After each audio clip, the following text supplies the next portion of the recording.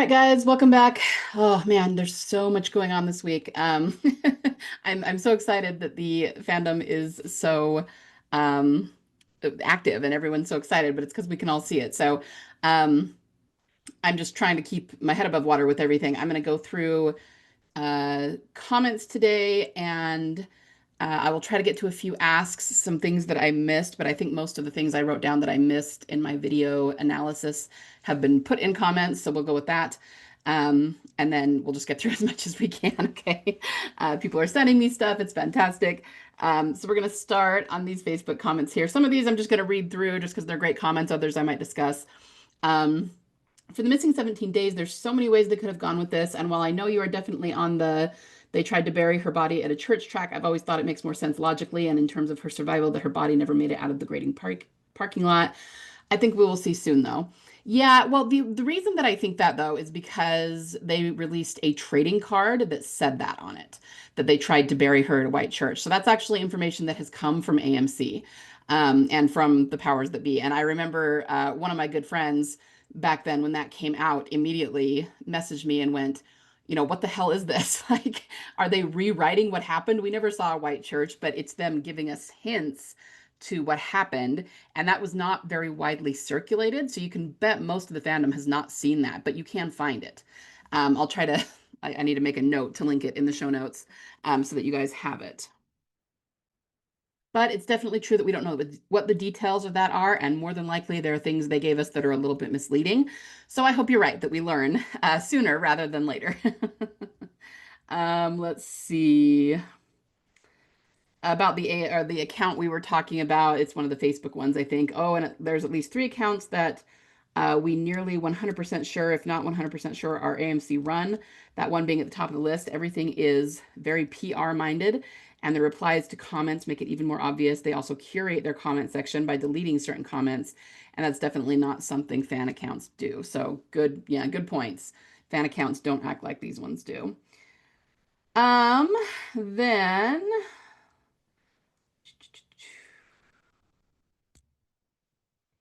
I like this one.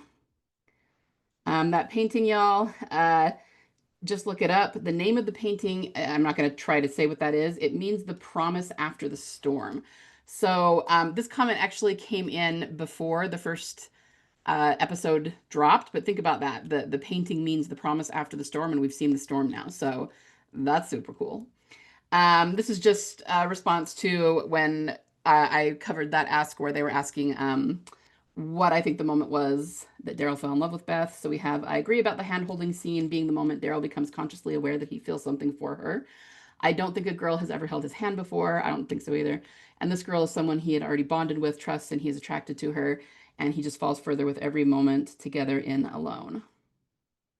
This one, I'm generally of the opinion that he falls on the porch and still, probably when Beth is talking about the hopes she had for the family, but he doesn't realize it happened until the beginning of Alone. Yeah, I mean, I agree. I know I said the handhold, and I do stand by that, but I also kind of thought because there was so much that happened in Still that, we all know that made them bond. So it was like, um, they fought, but then she hugged him and she made him feel better. And then she got him to open up to her about his past and about his brother. And I don't know that he'd ever had that with anybody, male or female, but certainly not with a woman. So that definitely, when you share things like that with someone, it automatically bonds you to them in some way.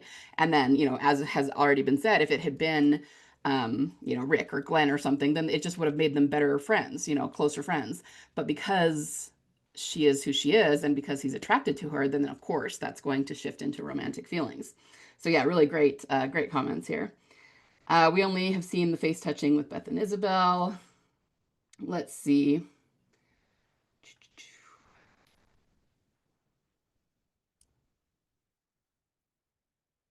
I think we're going to get a lot of veiled suggestions of Beth, just like in season 1 and 2, but going to be dialed up to 11.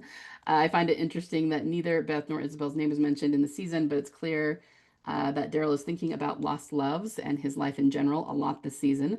It would have been so easy for them and would make sense too for them to specifically hone in on his feelings being about Isabel by actually talking about her and saying her name, but instead they chose to keep it vague. Why? There's also a lot of questions in my mind right now about whether these critics actually got all 7 episodes or not. Yeah, we're all wondering that. The mystery seventh episode still sticks out in my mind because it was only announced like 2 months ago when filming had already wrapped way back in February. A lot of stuff surrounding that is not making logical sense. I agree. Um, Journal. Okay, so I talked about them maybe finding something that belongs to Beth. And yeah, a few people sent me this, and I really love this idea. So we had talked about whether they would find her boots, just like, Rick did with Michonne, or possibly her heart necklace, which was a big emblem of hers. But I didn't even think about her journal until people started sending me this. And I actually think that's my favorite one. I hope he finds her journal. That would be fantastic. Um, it had to be in her back pocket when she was taken. I agree. It would also make it clear to Daryl how she felt about him when he reads it and clear to the audience. But that may be too easy. I hadn't thought about that if she wrote how she felt about him in it. That would, I mean, you're kind of sparking headcanons for me now. That would be really cool. And it's what that makes me think of is just that they keep telling the story lately about how Daryl thought he misread her. So that would be the perfect way to show him that he didn't because of the way she was writing about him in her journal. I hadn't even thought of that. That's super cool. Um, but yeah, the thing that maybe is the most obvious though is that we actually heard a voiceover of her reading from her journal in Inmates. So wouldn't it be crazy if he finds this journal? And I mean, the thing is, something could look like her journal. It was pretty plain, it was green, so any book might look like that. But I think he would be drawn to it just because it kind of does look like it.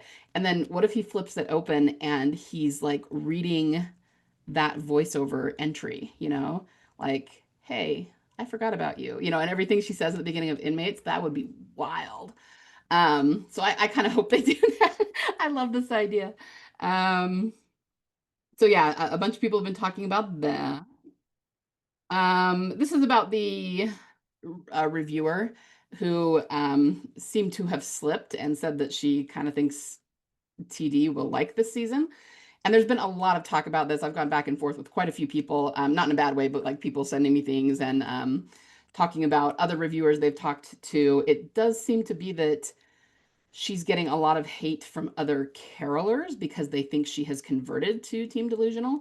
And I wouldn't say that she has in the sense that she ships it or likes it at all, but possibly in the sense that she's realizing that we could be right, right? So this is kind of just more about that.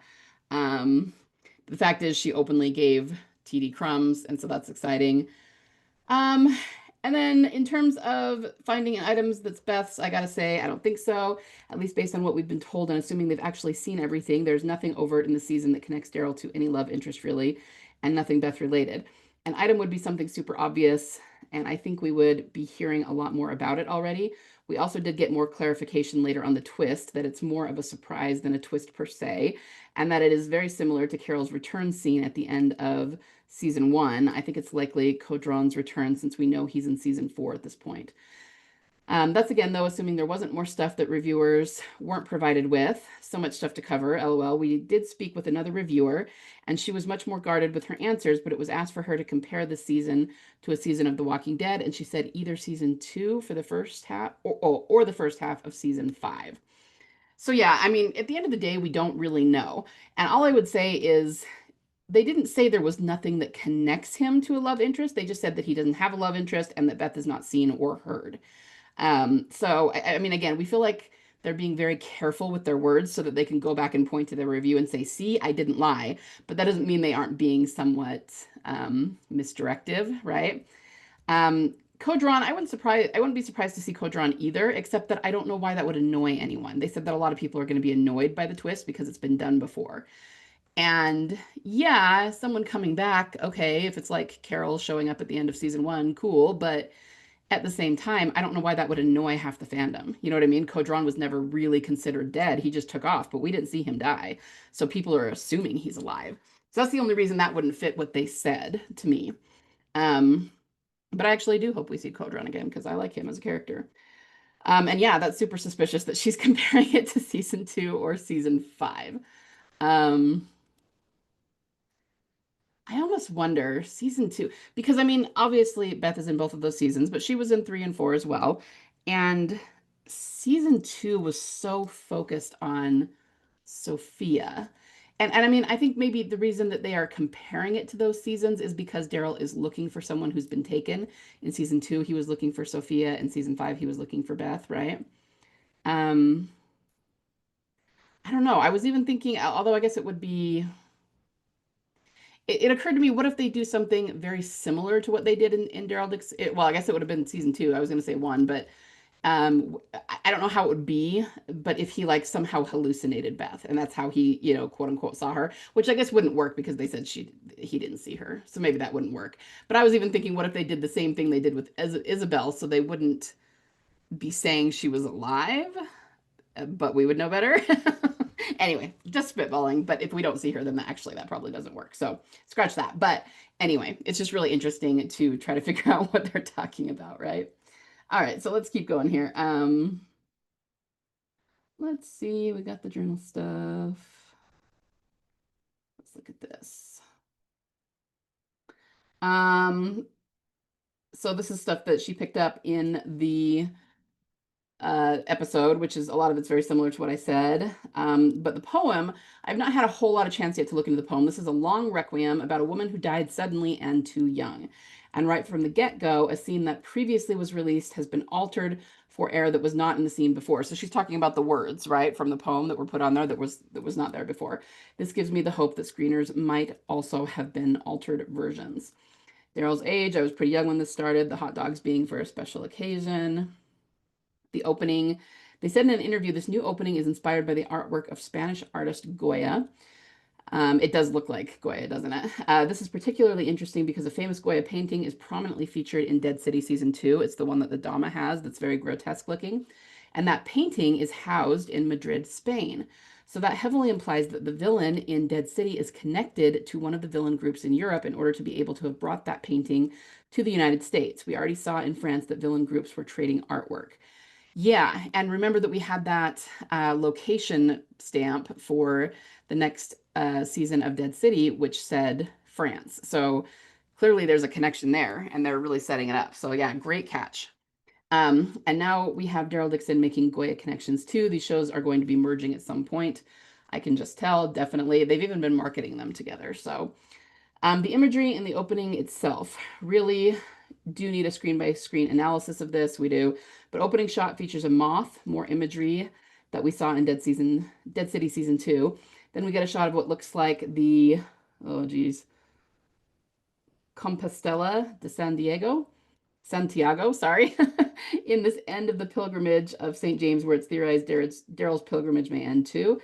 Then there's several other shots that seem to be specific to the season, but don't know yet. We've got a shot of a faceless woman with a long blonde hair and a Spanish royal family shot and a few others that require deeper analysis. So, um, Galadriel Jones may do a post on this. We've been talking about it today. I have not been able to do a really deep dive into the opening credits yet. I will try to do so, but the moth is a death's head moth, and that's famously the moth that was used in Silence of the Lambs. And probably the biggest reason that we're seeing it in both, that, the writers for both would have used it, is because it does very much symbolize death and the underworld. And there's nothing actually wrong with the moth itself. It's just the way it looks. It looks kind of gnarly. And that's why people called it that, right?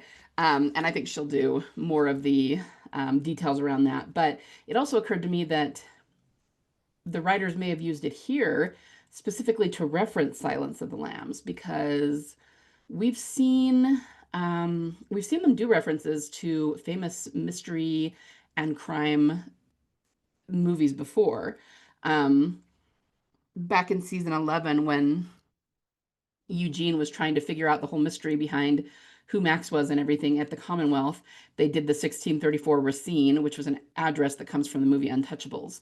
And then there's the whole thing from 401, the idea of Daryl being a detective, right? So I feel like there's a connection there. And so it's really interesting, this moth that they're using. But we've actually been going back and forth about what the opening credits mean, and the way they have Daryl and Carol positioned, and his eyes are closed and she's missing an eye. She's like a serious reference. I will deep dive into that more later on because I do have some theories about it. But yeah, the opening credits are interesting for sure.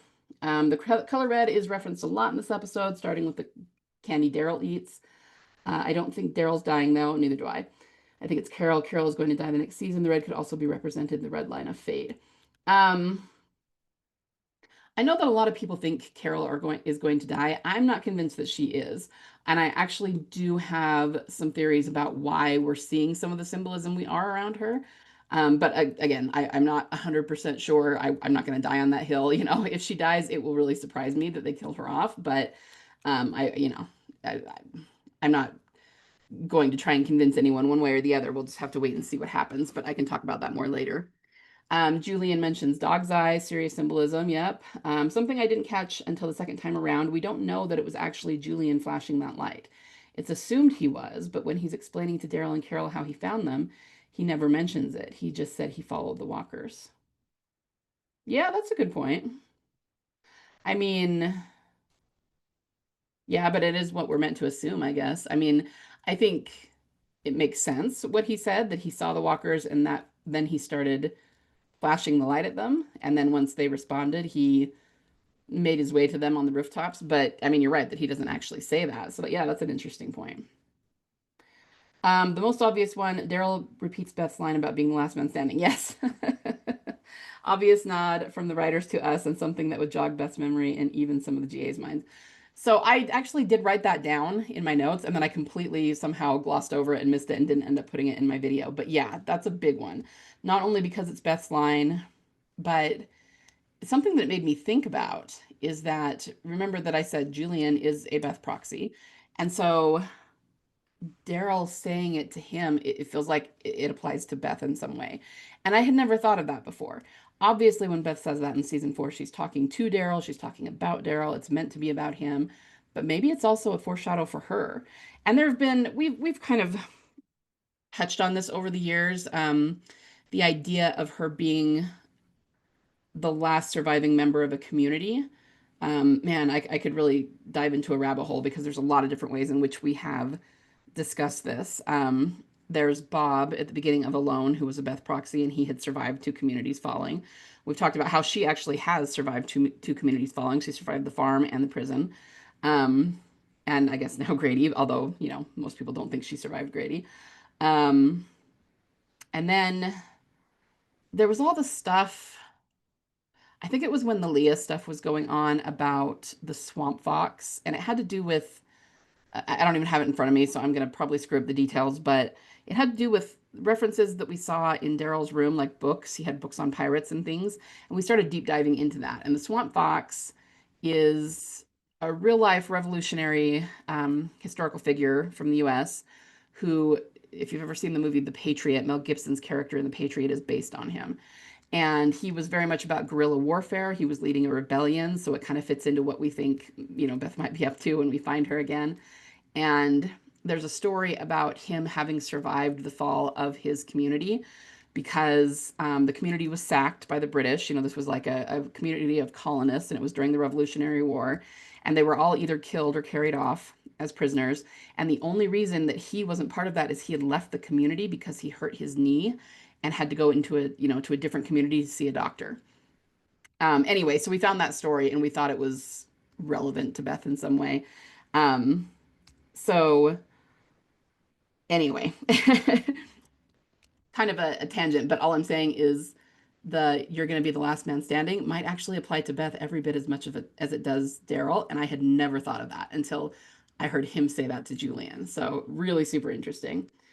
Um, okay. The navigation conversation, everything he's saying means they should be lost, but by every calculation, somehow we are exactly where we are supposed to be, fade again. Also, the time it would take 11 to 17 days. Research says it should take anywhere from 3 to several months. Yeah, okay. So either that's incorrect and they're just doing that to put these numbers in. Um, or, I mean, you could say maybe at that point they'd been on the ocean for several days. We weren't really given a timeline. But I think it's also important to realize that some time has passed. You know, this didn't all happen in the space of 24 hours or anything, right? Daryl's flashback. This is squarely the 70s or 80s. Not really enough to tell so far. We also aren't sure yet if we're seeing Daryl or Merle, but probably Daryl. That car looks like an early 80s Ford station wagon, but this is a trailer park. I doubt it's new.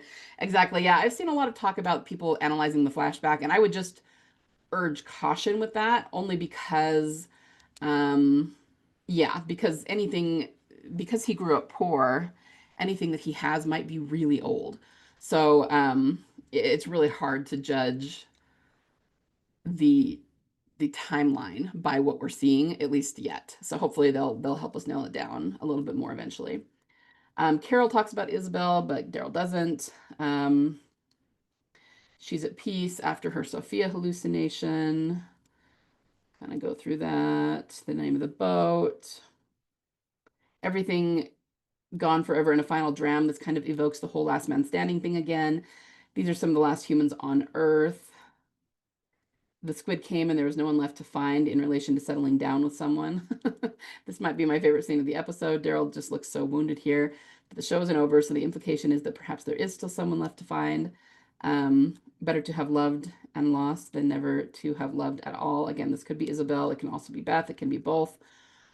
What it can't be Carol or Connie because they're still alive. You never know what awaits you on the yonder shore, and Daryl cheers that.